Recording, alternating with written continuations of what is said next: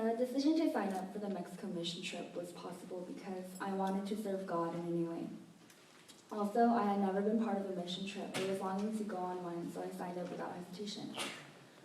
A week before mission training began, Pastor Jacob announced that I would be in charge of coming up with an idea for craft time. That was when I realized that I was one of the older ones and that I would have a lot of responsibilities to take care of. I wasn't used to this idea because I'm the youngest of 4 daughters and I was always surrounded by older people. However, I set this thought and worry aside and decided to try and give my best. Mission training consisted of practicing body worship, preparing for crafts, practicing the skits, and getting to know each other. Personally, I had a very pleasant time. However, instead of praying and preparing my heart for Mexico, I was more focused on getting every move to the skits and body worship right. I completely forgot about the main reason of us going to Mexico until maybe the week before our departure. So instead of practicing body worship and the skits, I spent time seeking for God's help and doing some last-minute praying. When we arrived in Mexico, we were dropped off at a place called Rancho de Cicino. During our time in Mexico, the mission team and I served God through construction work, performing skits, praising God with body worship, street evangelizing, and crafts. Construction was tough work, but I really enjoyed it. I enjoyed it because I felt like it really brought every member of the mission team together. We truly bonded by suffering and working together. Honestly, as much as I was excited to go to Mexico, I was filled with worries and nervous feelings / thoughts. I was worried because I do not know a single word of Spanish.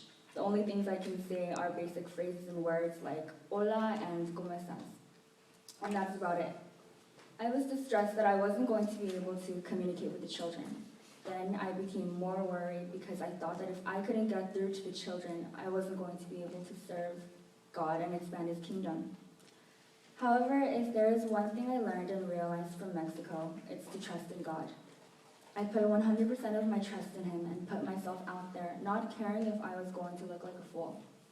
The only way I knew how to communicate with the children was through hand/body motions, using sound effects, and my horrible broken Spanish.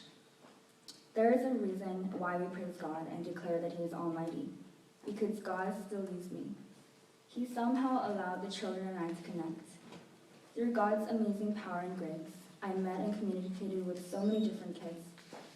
Our God works in such mysterious ways. To this moment, I still can't believe I was able to communicate with the children. It was truly a miracle. Mexico was a really valuable experience for me.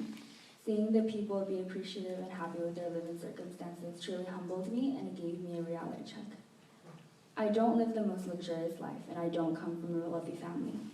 However, through this mission trip, God helped me realize that compared to the children of Mexico, I'm living like a billionaire. Through this trip, I fell in love with Mexico. You may be wondering, what's so great about Mexico? It's true that Mexico didn't have the greatest houses, restaurants, travel sites, etc. What it had was God's presence. I'm sure not every part of Mexico is filled with God's presence. However, it was evident that God was alive in Rancho de Cicino. It was filled with happy and positive people ready to serve and praise God. To be honest, I still miss Mexico. I wish we could have stayed longer, but my reality is that I'm living in LA and I can't do anything about it. As much as I wish I was back in Mexico playing with the children and bonding some more with my mission team, I can't.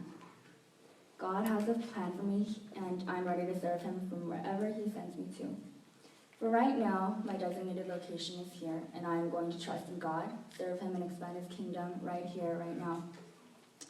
As I serve God as a leader for NLVC, and as I prepare for college, I'm going to have to put in 110% of my trust and faith in Him.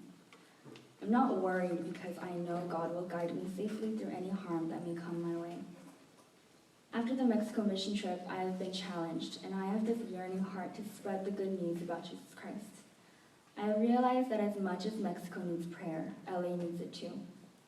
Missions isn't only about evangelizing and serving God in a different country. Missions is all about stepping out of your boundaries and reaching out to those who need to hear about our God and Savior, whether they be your neighbor who lives 2 doors down or your cousin who lives in a different state.